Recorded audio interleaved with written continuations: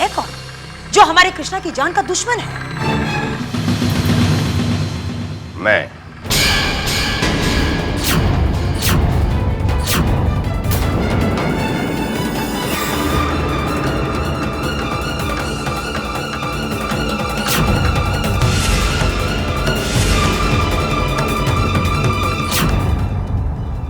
मैं जानता हूं कई ऐसे बिजनेस राइवल हैं जो कृष्णा को अपनी कामयाबी के रास्ते की दीवार समझते हैं। उनमें से कोई भी कृष्णा की जान लेने की कोशिश कर सकता है। मैं भी यही कह रही हूं माँ जी। कोई भी कृष्णा की जान लेने की कोशिश कर सकता है। हमें कृष्णा को घर लाना ही होगा। लेकिन तुलसी, तुमने ये बात हमें पहले क्यों नहीं बताई? वो लोग जो सरेआम कृष्णा पे हमला करवा सकते हैं, वो क्या इस इंतजार में बैठे होंगे कि हम कृष्णा को हॉस्पिटल से ले आए? कहीं ऐसा ना हो कि तुम जब तक उसे यहाँ लेकर आओगी तब तक वो लोग।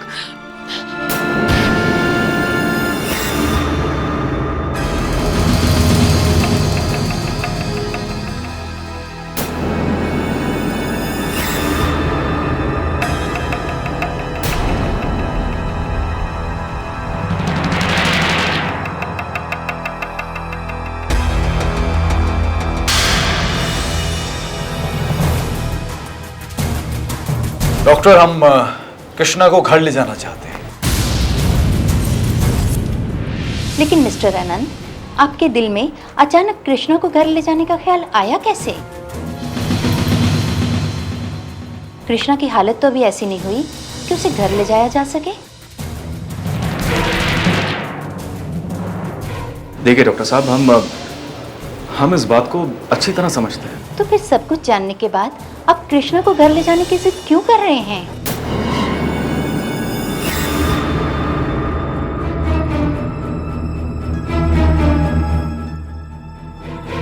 कहीं आपको ऐसा तो नहीं लगता कि कृष्णा का इलाज यहाँ ठीक से नहीं हो रहा? समझ लीजिए कि इलाज आपका ही चलता रहेगा, बस उनकी देखभाल हम अपने घर पे करेंगे।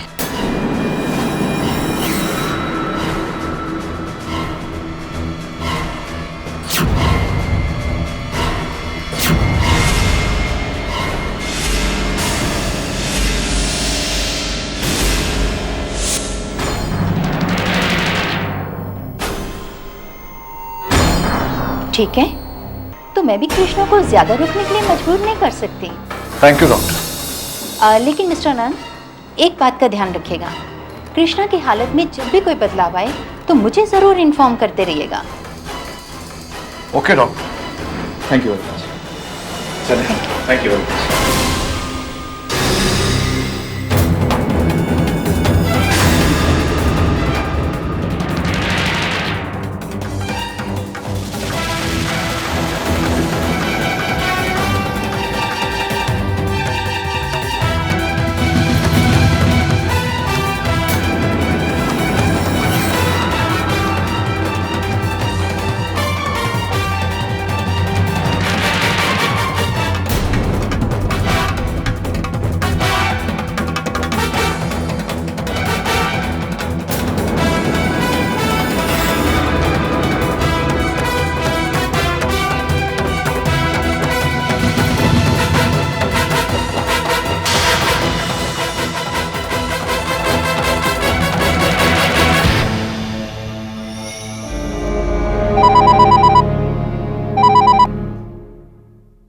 Hello.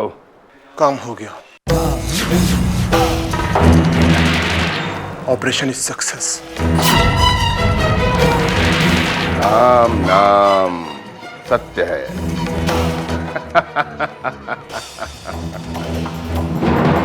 Any good news dad?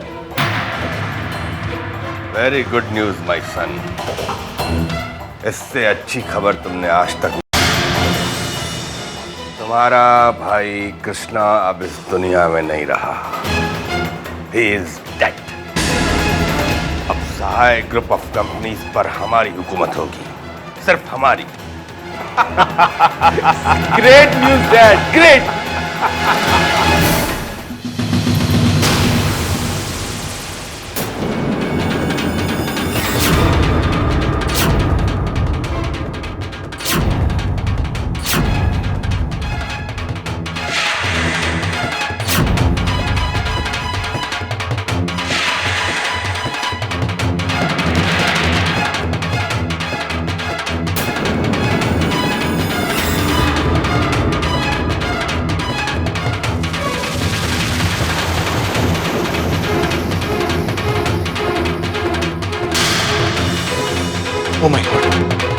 ये मैंने कैसे मार दिया?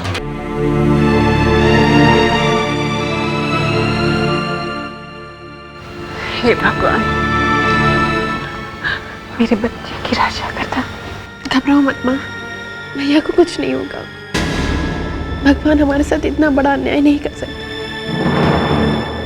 बड़ी माँ, मुझे तो यकीन ही नहीं हो रहा कि भाभी ने इतनी बड़ी बात हमसे छुपा के रखी। होता है बेटा। कोई भी अनाथ लड़की इतने बड़े घर में आकर अपने आप को भूल सकती है। वो तो सिर्फ अपने पति को भूली है। नहीं हाँ? वो बेचारी तो खुद ही डरी हुई थी, घबराई हुई थी, शायद इसीलिए। रोहिणी, ऐसा भी हो सकता है कि ये सिर्फ एक बहाना है, कृष्णा को इस घर में लाने का बहाना। हो सकता है दीदी, बहू ने सोचा हो कि बार बार हॉस्पिटल जाने से पीछा छूटेगा। नहीं नहीं माँ, मुझे नहीं लगता कि भाभी झूठ बोल रही थी।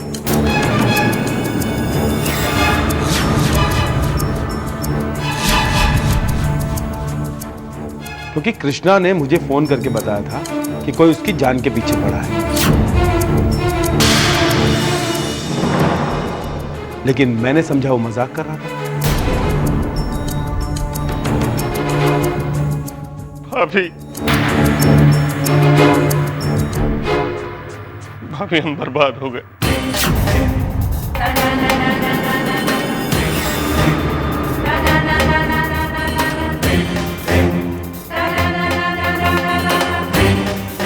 भाभी,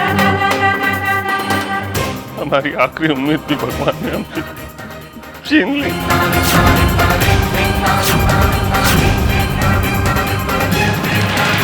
नहीं, मुझे भी हॉस्पिटल से फोन आया कि किसी ने हमारे कृष्णा को।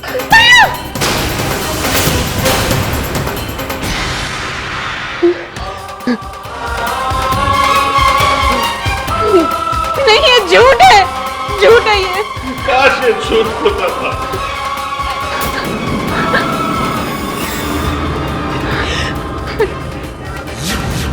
भाभी, कृष्णा, माँ, माँ संभालो अपने आप को। माँ संभालिए अपने आप को। प्लीज डॉक्टर को कोई फोन करो। दादी माँ देखो वहाँ कौन आया है।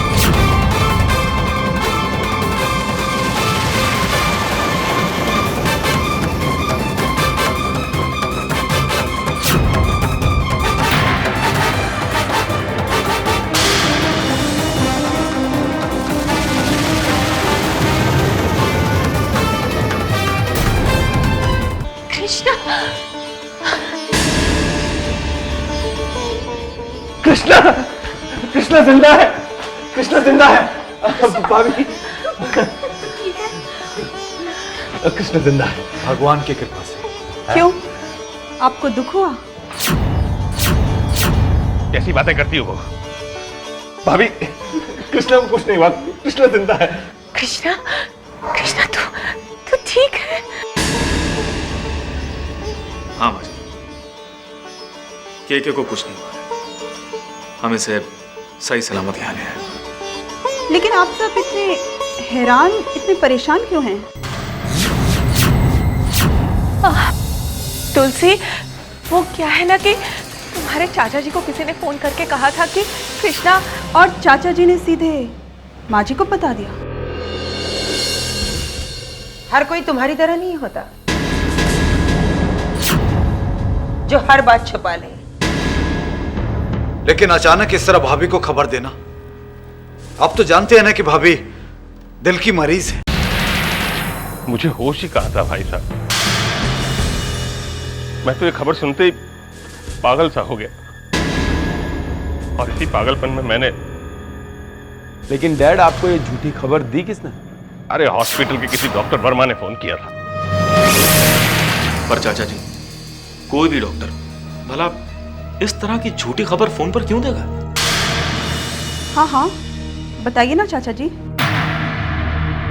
पता नहीं,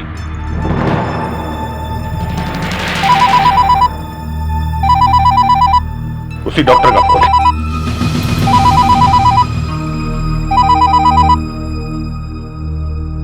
हेलो बेवकूफ, फोन करने से पहले कंफर्म तो करना चाहिए था। तुम्हारी बेवकूफ की वजह से यहां किसी की जान जा सकती थी। You idiot. हेलो,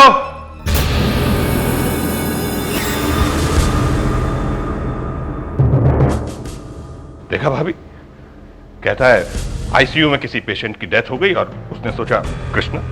डैड, मैं तो कहता हूं कि ऐसे डॉक्टर की डिग्री छीन ली चाहिए, जान से मार देना चाहिए उसे। अब रहने भी दो करण, कृष्णा वापस आ गया, यही हमारे लिए काफी है। हम तो उम्मीद ही छोड़कर बैठे थे, कोमा में ही सही पर जिंदा तो है। ये सब हमारी बहू रानी की मेहरबानी है ना बहू रानी? हाँ बहू, तुम मेरे बेटे को घर वापस ले आई, ये एहसान कभी नहीं भूल पाऊंगी मैं। माँ जी, एहसान तो आपके बेटे ने किया है मुझ पर, मैं तो सिर्फ अपना फर्ज निभा रही थी।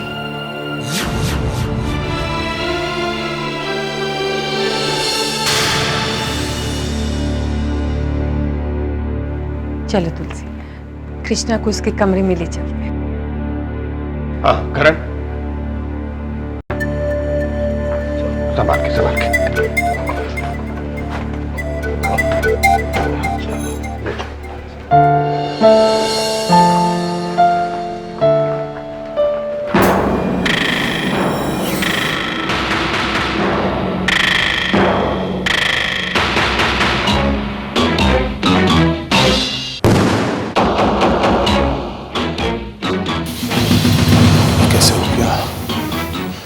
ये कैसे हो गया? मुझसे इतनी बड़ी गलती कैसे हो गई? इतनी बड़ी सुपारी मिली है मुझे, कहीं ऐसा ना हो कि मेरे हाथ से चली जाए। नहीं, अगर ऐसा हो गया तो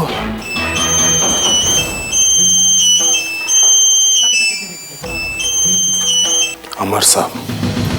हेलो रॉकी, तुमने हमसे कहा था, तुमने कृष्णा को खत्म कर दिया, फिर वो जिंदा वापस घर कैसे आ गया? अरे साहब, वो थोड़ी सी गलतफहमी हो गई। इसे तुम थोड़ी सी गलतफहमी कहते हो? इसमें सरासर तुम्हारी गलती है। किसी भी इंसान को मारने से पहले देखना तो चाहिए था कि तुम किसे मार रहे हो। आप टेंशन मत लो साहब, अगली बार कोई गलती नहीं होगी। रॉकी, तुम ये क्यों नहीं समझते कि हमें भी उसे बार बार मारने का मौका नहीं मिलेगा? खैर,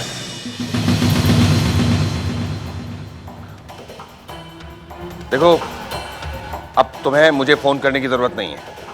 अगर कोई काम होगा तो मैं खुद तुम्हें फोन करूंगा। वाह डैड वाह,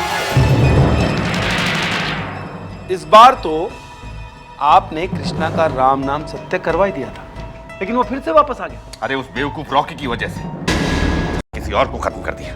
डैड, असली गलती आपकी है, जो आपने हाथ में आया हुआ मौका फिर से गवा दिया। डैड, ये काम तो हम खुद भी कर सकते थे, लेकिन अब कृष्णा के घर में आ जाने के बाद ये काम कितना मुश्किल हो जाएगा जानते हैं आप? खैर, कृष्णा भले ही मरा ना हो,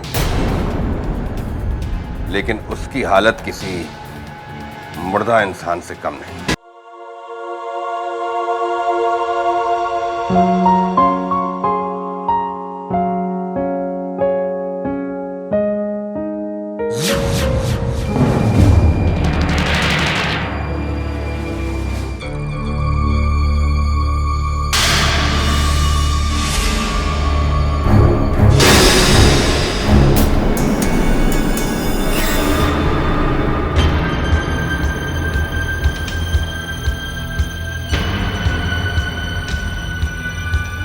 भाभी,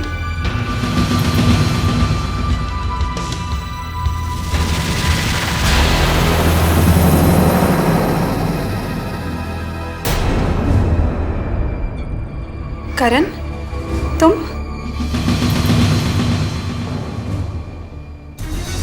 भाभी मैं भाई को देखने आया था।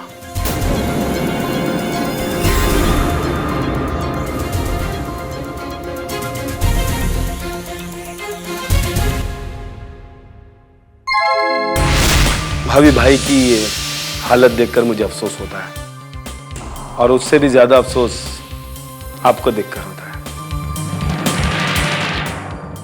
वो इसलिए भाभी के भाई के साथ जो हुआ वो उनकी किस्मत का लेखा हो सकता है, लेकिन उसकी सजा आपको क्यों मिल रही है? नहीं करण, मुझे कोई सजा नहीं मिल रही है, बल्कि जब कोई पत्नी अपने पति की सेवा करती है तो उसे बहुत खुशी हासिल होती है और वही खुशी मुझे मिल रही है। भाभी, मैं अच्छी तरह से जानता हूं कि ये सब आप अपना मन रखने के लिए कह रही हैं। भला वो पत्नी खुश कैसे रह सकती है जिसका पति शादी के जस्ट बाद इस हालत में पहुंच जाए?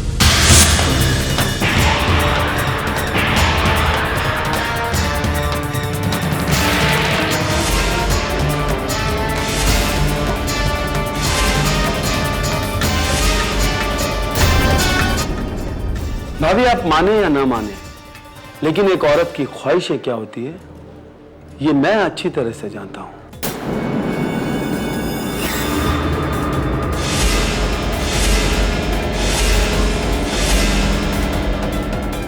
ज्यादा मैं आपसे क्या कहूं, आप खुद समझदार हैं। आपको कभी भी मेरी जरूरत हो तो आप कह सकती हैं। आपकी हर तरह की मदद करने के लिए मैं हमेशा तैयार हूं।